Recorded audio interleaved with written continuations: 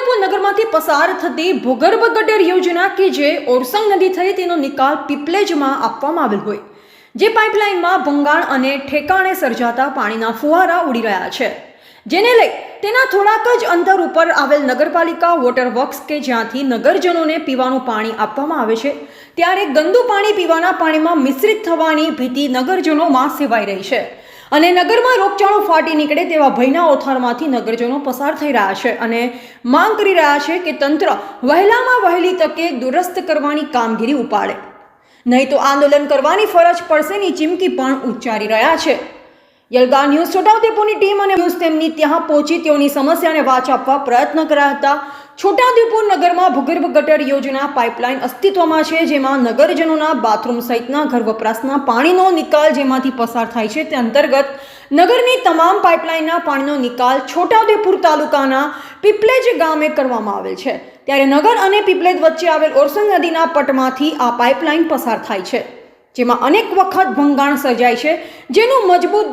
દુરસ્તીકરણના દેખીતા અભાવના વચ્ચે આજ દિન સુધી આ સમસ્યાનો કાયમી નિકાલ આવી શક્યો નથી। તેવામાં જાગૃત નાગરિકો દ્વારા પીવાનું પાણી અને દૂષિત પાણી મિશ્રિત થઈ રહ્યું હોય ત્યારે નજીકના ભવિષ્યમાં નગરમાં રોગચાળો ફાટી નીકળે તેવી સંભાવનાઓ સાથે તંત્રને જગાડવાના પ્રયત્ન કરાઈ રહ્યા છે અને જો સમયસર તંત્ર નહીં જાગે તો આંદોલન કરવાની પણ ચીમકી ઉચ્ચારવામાં આવી રહી છે। આવો સાંભળીએ શું કહી રહ્યા છે રાહુલ પરમાર અને મમતાબેન। છોટાઉદેપુરની જે ભૂગર્ભ ગટર યોજના છે જેનો ઓરસંગમાંથી પસાર થાય છે એમાં ભંગાણ સર્જાયું છે। આગળ રજૂઆત કરવા છતાં કોઈ એનો નિકાલ નથી આવ્યો કે નથી એનું કશું સમારકામ થયું। આખું નગરજનોએ તેનું પાણી પણ પીવે છે અને જો રિપેર નહીં થાય કે એની ઉપર કશું કાર્યવાહી નહીં થાય તો અમે નગરપાલિકામાં અરજી કરી છે। હજુ પણ એને એકવાર તો કહી દીધું છે, બીજી વાર નહીં થાય તો અમે ના છૂટકે નગરજનના હિત માટે અમે આંદોલન કરીશું। છોટાઉદેપુર ભૂગર્ભ ગટર યોજના જે હાલ એનું દૂષિત અને ગંદુ પાણી ઓરસંગ નદીની અંદરથી પસાર થઈ અને પીપલેજ મુકામે આ ભૂગર્ભ યોજના દ્વારા લઈ જવામાં આવે છે, જે પાણી અત્યારે એની પાઇપો છે નદીમાં ભંગાણ સર્જાયેલું છે। વારંવાર રજૂઆત તો કરવા છતાં આ લોકો કોઈ ધ્યાન આપતા નથી અને આ પાણી દૂષિત પાણી આગળ ફતેપુરા વોટર વર્ક્સમાંથી પીવાનું અને દૂષિત પાણી મિક્સ થઈને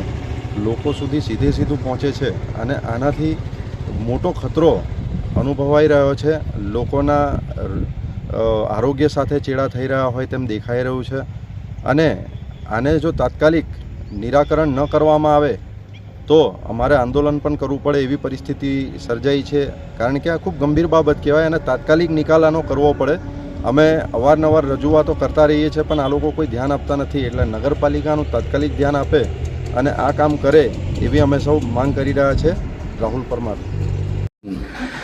છોટાઉદેપુર નગરપાલિકા દ્વારા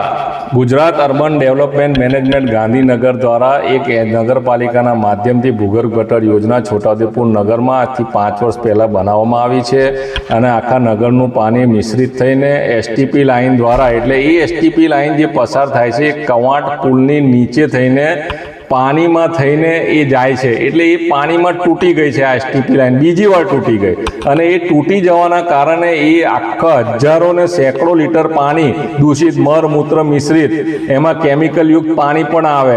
જે કપડાં ધોયેલું હોય એ કેમિકલ સાબુયુક્ત પાણી આવે, એ બધું મિશ્રિત થાય અને એ નગરપાલિકામાં ફતેપુરા જે વોટર વર્ક્સ બનાવેલું છે એમાં જાય છે મિશ્રિત થઈને અને એ નગરપાલિકાના વોટર વર્ક્સમાંથી નગરજનોને એ જ પાણી આપવામાં આવે છે, એટલે આ દૂષિત પાણી મિશ્ર થઈને આવે એટલે કોલેરા, ટાઇફોઇડ, નિમોનિયા જેવા અનેક રોગોને નિમંત્રણ મળે તેવી ભીતિ છે। જો આપ તત્કાલ નગરપાલિકા છોટાઉદેપુર આનો નિકાલ નહીં લાવે તો જન આંદોલન કરવાની અમોને ફરજ પડશે